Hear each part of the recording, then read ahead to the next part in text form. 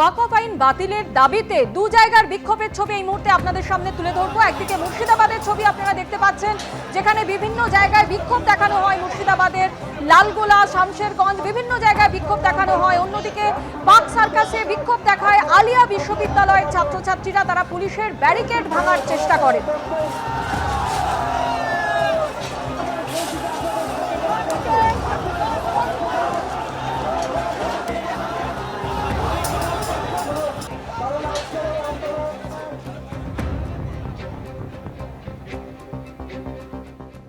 স্থানীয় ইস্যুকে কেন্দ্র করে চাঁদদানিতে ধুন্ধুমার পরিস্থিতি। চাঁদদানি ফাঁড়ির সামনে বিক্ষোভ, পথ অবরোধ তুলতে গেলে পুলিশের সঙ্গে ধস্তাধস্তি, লাঠিচার্জ পুলিশের।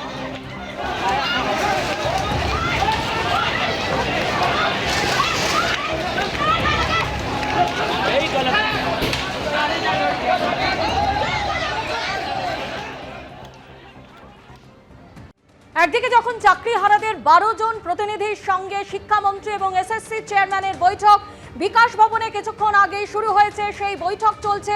অন্যদিকে একেবারে এসএসসি ভবনের সামনে রিলে অনশনে বসেছেন চাকরিহারারা। সরাসরি আমাদের প্রতিনিধিরা আমাদের সঙ্গে রয়েছেন, বিকাশ ভবন থেকে রয়েছেন দুই প্রতিনিধি, কৃষ্ণেন্দু অধিকারী ও ঐশী মুখোপাধ্যায়।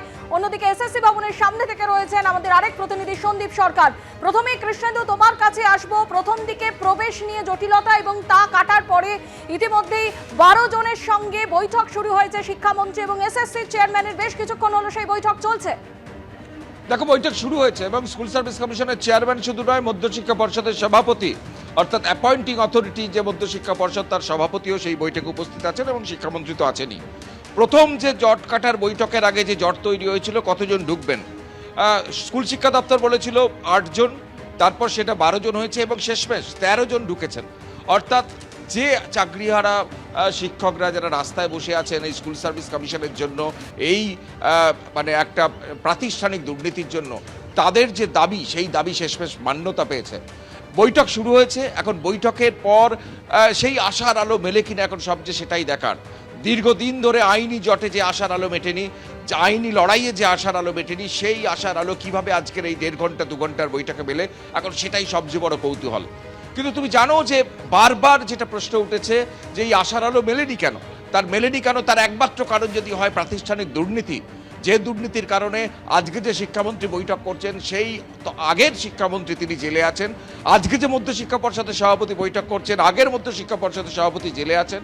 এবং আজকের যে স্কুল সার্ভিস কমিশনের চেয়ারম্যান বৈঠক করছেন, তিনিও, আগের যে চেয়ারম্যান ছিল তিনিও জেলে আছেন।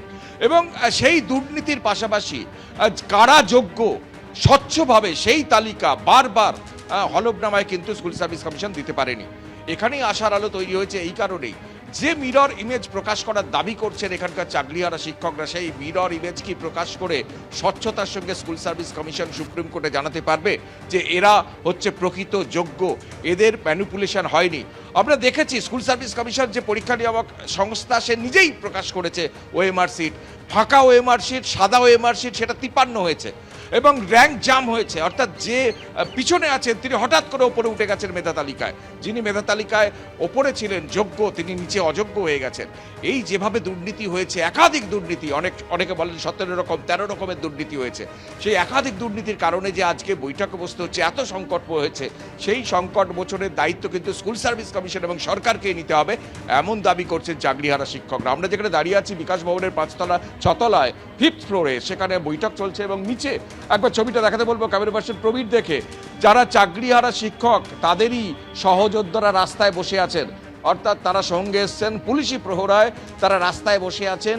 আজকের এখান থেকে সামান্যতম আলো যদি পাওয়া যায়। কৃষ্ণেন্দু, যেভাবে বিকাশ ভবনের ভেতরে চলছে বৈঠক আর বিকাশ ভবনের বাইরে চাকরিহারা শিক্ষকরা তারা অপেক্ষারত।